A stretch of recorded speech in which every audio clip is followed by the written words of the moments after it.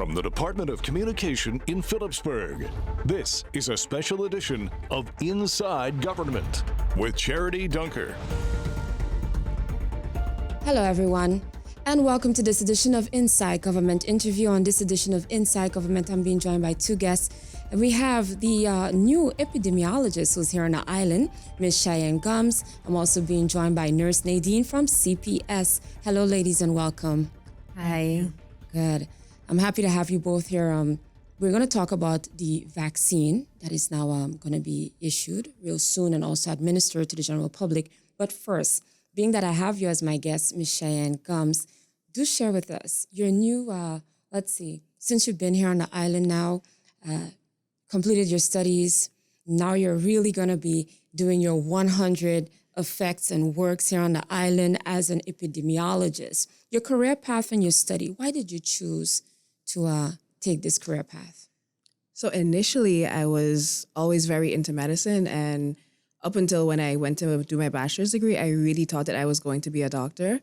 But some stuff happened, and I ended up doing an internship with a mentor at the school, and that really changed my perspective. And I realized that I was much more into research a bit than actual medicine, practicing medicine. And then I took an advanced virology course, and that really just blew my mind because we did a case study about Ebola, and a lot of the situations I saw happening with Ebola and how it spread, and realizing the important role that epidemiologists played in preventing its spread, I thought that this could really kind of marry all of my interests, a bit of medicine, a bit of research, and also I realized that St. Martin didn't really have many epidemiologists, so I figured this was a nice way to be able to give back to home too. Right. Now, I kind of jumped real fast into it, Yeah. but let's take it back a few steps. Now, stating that your interest was more so in being like a doctor at first, and now moving on to being epidemiologist, what would you say actually triggered that in you, starting from your, let's say, school years here in St. Martin? The interest in being a doctor? Yes. I don't really know. I feel like it was just something that was always innately inside of me. I always used to wear like my father's white coats, white shirts, and pretend it was a doctor's jacket. Yeah. Later, I guess I realized it was more so a lab coat than a doctor's jacket. But yeah, it was one of those things that I was always interested. I always liked figuring out things and asking questions. So it seemed like the natural path for me. Okay. And what would you like to see achieved here on island? A lot. Yeah. But my personal interest really lies much more within prevention and risk management, because for most diseases, the main risk factors for them are modifiable risks. So things like lifestyle, diet. I would really love to see a societal change in the way that we approach managing risks rather than always looking at control. Therefore, you're trying to say as well that if you take care of your body, then it will minimize these risks in getting diseases and all of that? Yes, precisely. Okay. So I take it you also follow strict diet yourself? Not strict diet, but I'd like to take care of myself. Right. Epidemiologist. Now, we already know we're familiar with Miss Ava Lister de Weaver, right? And now we have you on board as well. The importance of having two epidemiologists on island. Tell us a bit about that. Well, for me, it's been a great opportunity because while Ava is the department head, I always have the opportunity to bounce ideas off of her. And I also have the opportunity to learn more from someone who's been on my path in the past, you know? And I think, too, it's a situation where because there's two of us, it's not like I'm in a vacuum completely by myself. And there's always an extra head that I can, brainstorm with. And now, for Nurse Nadine, I'd like to know what it's like having a Cheyenne in the office, the extra hand on deck now. New ideas, fresh outlook on everything. She's accessible. So you can always bounce ideas off of her and ask her questions. So it's really, a breath of fresh air. More ways, Cheyenne, in ways to prevent diseases here on the island and also the spread of viruses. Recommendations. Any? I think the foundation to everything really is taking care of yourself mentally, physically, and emotionally. So it might sound a bit corny, but really exercising and making sure you're eating whole foods as much as you can. Okay. Now we're going to move on to what everyone is basically talking about. And for those who are not sure what we're actually here to promote today, the vaccine, the new vaccine, the name of it. Share with us the name as well as the importance, why we should take this new vaccine. Cheyenne or Nurse Nadine would like to have the floor. So this is the Pfizer's bivalent vaccine. And the additional benefit of this one is, so it's based on the same type of technology as we use in the basic series, so that mRNA technology. Mm-hmm. But the added benefit here is that this vaccine incorporates the original SARS-CoV-2 strain as well as the Omicron strain. So there's that added layer of protection. Okay. All right. I'm trying to get that all right in my head. You think that there'll be many questions, or have there been any calls about the new vaccine? There is interest. So the phones have been ringing for the past 2 weeks, and persons wanting to know when we will roll out the new vaccine. So there is interest. Mm-hmm. I guess the hotline is ringing off the hook now. Yes. Yeah, yes. Especially after this interview. Also, now, we knew that we had to take the first set of vaccine. It was 3 sets, correct? 2 first. Okay, now we had the booster. Correct. Yes. Now, having this one as addition, do we have to wait a certain time period, or is there a time frame in which you're supposed to take the new vaccine? Yes. So after your initial series, the primary series, which is with the interval of 3 weeks, then you have a minimum of 3 months after that. So persons that had their first 2 doses or their first 3 doses will have to wait 3 months before they can get a dose of the bivalent. Okay. Any doubts, any hesitations you've received thus far, Nurse Nadine, when you pick up those calls and you hear anything from the public whereby they have their queries on taking the new vaccine? No, there are no hesitations because most persons are really following international news and news from the Netherlands. So usually when they hear that the Netherlands has rolled it out already, they're already asking, when are we going to start? Okay. Yeah. Stay tuned. I'll be back right after this. We're going to take that break. Again, you're in tune to Inside Government Interview, and I'm being joined by the new epidemiologist, Ms. Cheyenne Gumbs, and also none other than Nurse Nadine Richardson over at CPS. Stay tuned. I'll be back right after this. The Civil Registry Department brings you a message on updating your information in the basic administration. Did you know, as per the Ordinance on Basic Administration, all citizens have the right and obligation to request corrections on their personal information? This is done by submitting source documents. What are source documents? A source document can be any of the following: a birth certificate, a marriage certificate, a divorce certificate, an acknowledgement certificate, a death certificate, adoption certificate, court decision, or a valid residence permit. The identity of the person must be well established by having the following: an identity card issued in the Caribbean, Netherlands, and Aruba, a valid passport, or a driver's license issued within the kingdom. Persons born outside of the Dutch kingdom may need additional source documents such as a deed poll or affidavit. Depending on your country of origin, all of the above documents must be originals, not older than 3 years, and may require legalization by the Ministry of Foreign Affairs, Dutch Embassy, or with an apostille stamp. Translations are required for documents that are not in the Dutch or English language. No laminated documents will be accepted. Persons must appear in person. Processing takes 1 week. Please feel free to contact the Civil Registry Department for more information. Swaliga Road, number 1, Phillipsburg, St. Martin. Call us at 542-0652.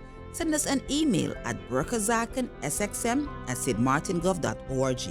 You can also visit our website at www.stmartingov.org, Civil Registry, Back Office Services to view all our requirements.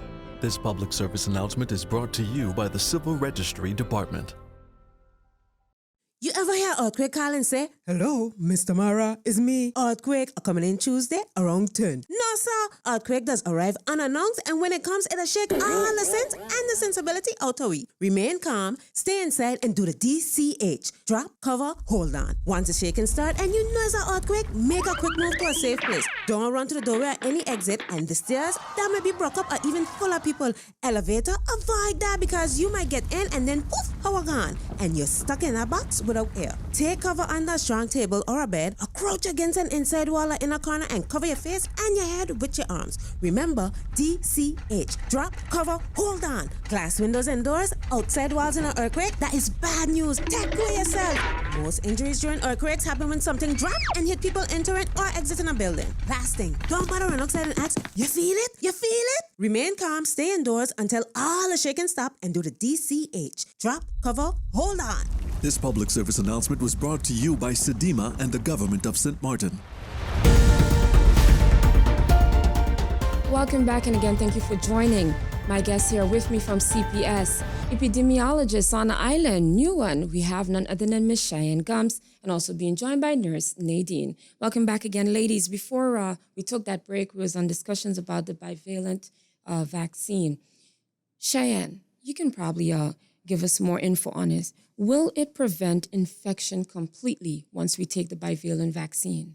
So the main benefit to this vaccine is that you're really lowering your risk for serious illness, any type of hospitalizations, and any type of running the risk that you have a really bad spout of COVID. And also, you're actually lowering your risk for spreading the disease to someone else. So it's really about protecting yourself as well as protecting those around you that you're concerned with, that you interact with regularly, doing what you can to limit the spread. All right. Can persons mix and match with vaccines?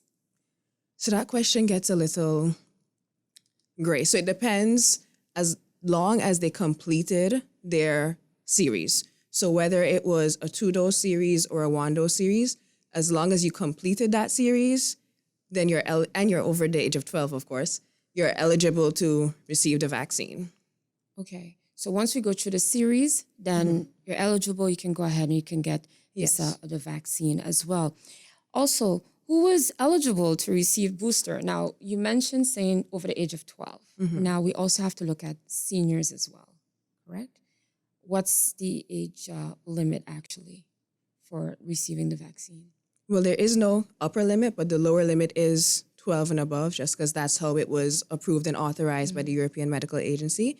But we as well are very concerned with the seniors. That's why our vaccine rollout is actually starting with those that are 60 plus. So as long as anyone has completed their vaccine series, their primary series, they're eligible, and they're over the age of 12, of course, they're eligible to receive the bivalent vaccine.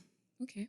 And can people still receive a first or second dose for those who have not followed all the links of the procedures to getting the vaccine? Yes, they can. So we operate on Thursdays from 8:30 to 12:30, and then from 1:30 to 3:30. Okay. So, yeah, And that's strictly at CPS? at CPS. That's at the Vineyard Building. Let's just Correct. make sure we repeat that to the listening and viewing audience so they know where to go. Now, I remember when we first came out with getting the COVID vaccine, it was not only administered over at CPS, but also at other locations. Is this going to be the same? We're going to apply the same procedure as we did previously? We'll monitor demand, and based on the demand, then we can accommodate. And also to receive the bivalent vaccine, will you also have to register, or it's just free, or the public can just come at any time? Yes. So, like my colleague said, we will have categories that we will begin with, which is the 60-plussers and essential workers. So, after 2 weeks, the public can monitor the social media, and they will know when it's their turn. Okay. And I kind of jumped again forward way ahead with when it comes to where you're going to go to get this, the new booster. So it is at CPS. Yes. And our time that we'll be doing that. 8:30 to 12:30, 1:30 to 3:30. Okay. And that's 5 days a week, 7 days a week? Thursdays, Okay. Just on Thursdays. just on Thursdays. All right. But again, we'll monitor the demand, and then we'll accommodate our public. Okay. Now, we know that usually there's some type of authorization that has to be given. So has the bivalent vaccine also been given the EMA? Is that correct? Yes, EMA. So St. Martin falls under the EMA authorization, and they did give authorization for this vaccine. It's also being used in the Netherlands, and that's a really good thing because that means that it was able to meet the specific and rigorous regulations and guidelines to be able to be administered to the public. Okay. Now break it down for us, Cheyenne, the EMA, in case for those who don't know what that is. So to make it super simple, it's essentially the European equivalent to the FDA. So I think everyone's pretty familiar with FDA approval. But St. Martin, being that we fall under the Netherlands, we answer to the EMA. Okay. All right. And also, thus far, you mentioned the Holland as well, the Netherlands. Yes. They've started already with the bivalent? The rollout has begun and people are receiving invitations. Okay. And then what number are we in line? We're second to be also administering after the Netherlands? We start administering on Thursday, Hey, already. October 6th. Okay. Yes. Directly on the day of. Okay. And thus far, you've seen many faces coming through? How's the flow been with traffic over at CPS? So dose 1 and 2 still remains slow. Okay. But we expect a rise in interest as of Thursday because it's already began by phone and persons are coming personally to find out if they can get their vaccine already. Why, Cheyenne, should persons go ahead and get the bivalent? Why? Well, the added benefit is that it protects against Omicron as well. And not just any like Omicron variant, but it's been shown to protect well against Omicron variant BA1. And the antibodies produced after vaccination have also shown some protective elements against other Omicron sublineages and lineages, even more so than the actual current vaccines, which is why it's a really good idea to get it in tandem with after you've completed your primary vaccine series. Right. So then I also take it that once you have all of these series done, that'll also go onto the card because usually we had our card that we had to show our vaccine. All right. So the bivalent will also stand there on the card as well. And also on the, why can't I bring it to mind right now? QR codes. The digital, yes. Okay. Yeah, so your vaccine record will be updated as you receive the new vaccine. Very, very, very good. And Nurse Nadine as well. To me, I think more so you're busy doing as well research to see how it's going and the flow in traffic. So hopefully we'll be able to do a second interview whereby we can hear thus far how things have been going with the bivalent vaccine. Sure. Yeah? Yes. Yeah, that'll be a plus. My next one for you. How long should it have been since you have completed the basic vaccination cycle before receiving the bivalent? Even though we spoke about it previously, let's go ahead and reiterate again. You can go ahead, yeah. So it should be 3 months, not before. And then we could administer the bivalent vaccine. May I ask why? So this again goes back to the EMA authorization, and there's very specific and clear guidelines for how it should be administered. One of which is that it's exclusively a booster, but also they give timelines as to how long the duration between vaccinations or possibly a COVID infection should be before you receive the next booster. Okay. And really it's just to prevent your system from being overwhelmed at once and also to give your immune system a chance to actually respond again to it. Okay. So to show that your immune system is actually responsive to the vaccine and not just overwhelmed. See, that was going to be my next question after the break. How do we know that it's been working? Yeah. Stay tuned again. This is Inside Government Interview, being joined by our new epidemiologist, Ms. Cheyenne Gumbs, and also being joined by nurse Nadine Richardson. Just stay tuned. I'll be back right after this. Do you know there is such a thing as teen dating violence? Seriously, there is. When your boyfriend or girlfriend is controlling your every move, trolling you online, checking your social media page, recording you without your permission, or forcing you to do things you don't want to do, this is abuse. If you find yourself in this situation, please talk to someone you can trust. Your parents, school counselor, or the police. This message has been brought to you by Women's Desk. The Civil Registry Department brings you a message on requesting a family tree. A family tree shows the link in the relationship between people in several generations of a family. This can be requested at the Civil Registry Department and can be used at the notary for court proceedings. To request a family tree, you must submit the following to the Civil Registry Department: valid identification, a letter with a short description stating the purpose of your visit, relationship to the family, personal data on the person whom the tree is being requested, personal data of family members, mention up to which generation you are requesting the family tree, telephone number, home or mobile, email address, preferred communication channel, authorization letter if necessary with copy of identification of authorized person. Persons whose information were not updated or were not registered in the basic administration will not be included in the family tree. Payment of 80 guilders must be made to process your request. Depending on the length of research, an additional 80 guilders will be charged.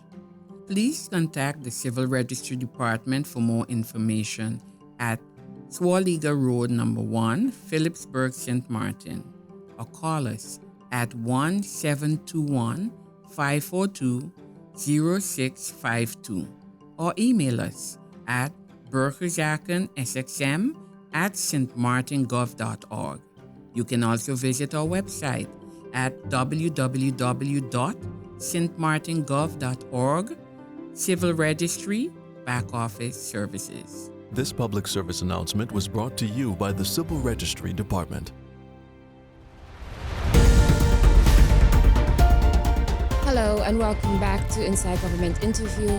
Again, being joined by CPS team. Here with us, new epidemiologist, Ms. Cheyenne Gumbs, and also she's been joined by Nurse Nadine of CPS, Nurse Richardson. All right, ladies, just before the break, again, we're talking about the effects perhaps, or more so, how long the durational period will be in order for us to see if that the bivalent vaccine is effective after being administered. That'll be a couple of weeks, right, Cheyenne? So immediately once you receive the vaccine, your immune system begins to respond to it. But you can initially start to feel the effectiveness of it about a week afterwards, but your immune system has initially began to learn from the vaccine immediately after you've been vaccinated. A few of the effects. So they're very similar to the basic vaccine series. So you might have a sore arm, a little tiredness, a low-grade fever. But again, if you have any severe unexpected effects, you should definitely call 914 and report that to us. The connection between technology and these vaccines. Now, how does that work?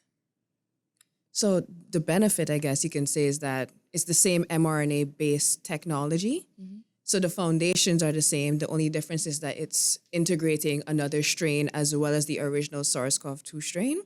And this concept of multivalent, so that's the bivalent, so the two strains. Okay. The concept of multivalent vaccines isn't something that's new.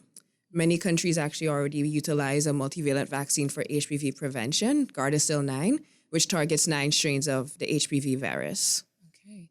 You're very excited about all of these terminologies and names, and we're going to learn a lot from you. I can take it, Cheyenne. I'm already hearing it, you know? So more information sessions as well. I'm going to encourage that.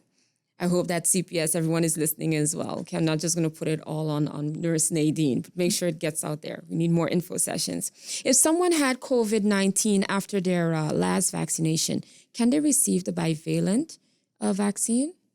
So assuming that they did complete their basic series and then afterwards they had COVID-19, they are welcomed and eligible to receive the bivalent vaccine. They would just have to wait at least 3 months until after that recovery from COVID date. Mm. And if someone had the COVID-19 and have been vaccinated twice, can they also receive the bivalent vaccine? Yes, because in that case, they completed their basic series. They would just have to wait those 3 months again, either 3 months after when they had COVID or 3 months after their last vaccine, whichever one was latest, and then they would be eligible to receive the vaccine. All right, so we're taking it, can we say, is it safe to say that cases will be no more once taking the bivalent? Will it ease the cases? What are we hoping to our ideal goal? Well, our goal is to protect St. Martiners as much as we possibly can. And we're in a situation where we have many resources that would lower the risk of serious illness and hospitalizations. And as Nurse Nadine mentioned before, our primary thing right now is focusing on the 60-plussers and the essential workers that would potentially be most at risk. We want to lower their risk as much as possible. Yeah, in order for them to also continue doing what they do. Exactly. And hats off to them. Also, before you leave us, we're not only going to mention of the different portals in which you can obtain information. I'm talking to the general public on this part as well. But seeing that, I know being an epidemiologist, it comes with a lot of work. Also, a nurse, your job is, endless. Research.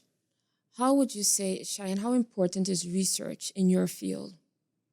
Well, research is the foundation of anything.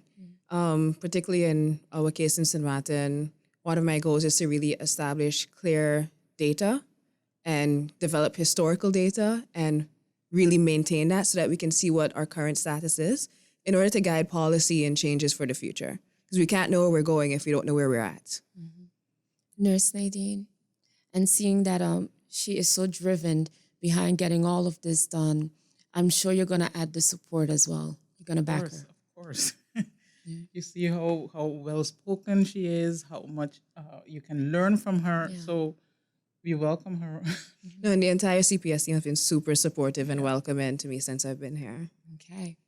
Nurse Cheyenne, epidemiologist, Cheyenne and Nurse Nadine, great team. And I'm happy that you were able to join us here on Inside Government Interview to share more as to what's going on with bivalent and the date that we can go and get it on Thursdays. Correct? Run us the time again. 8:30 to 12:30, and then 1:30 to 3:30 on Thursdays. But we start off with our senior citizens and our essential workers. All right. Website, info, telephone number. Yes.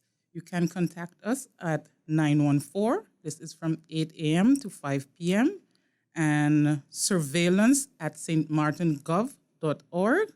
or Collection Prevention Services Facebook page. Okay. 914 is the number. 914. There's always someone there to answer the phone. There's always someone. If you want specific, 1245 for Ms. Cheyenne, 1205, that's my extension, and 1215, that's the direct COVID clinic extension. Congratulations to CPS on now taking on a new team member. And again, epidemiologist Cheyenne Gumbs, congratulations and welcome home. Thank you. All right. To our radio listeners and television viewers, I'd like to thank you very much for being a part of this edition of Inside Government Interview. And again, if you'd like to join us, be sure to log on to the official government's website at stmartingov.org for rebroadcast on 107.9 FM right here. Once again, on behalf of our team at the Department of Communication, I'm Charity Dunker. Thank you very much for tuning in.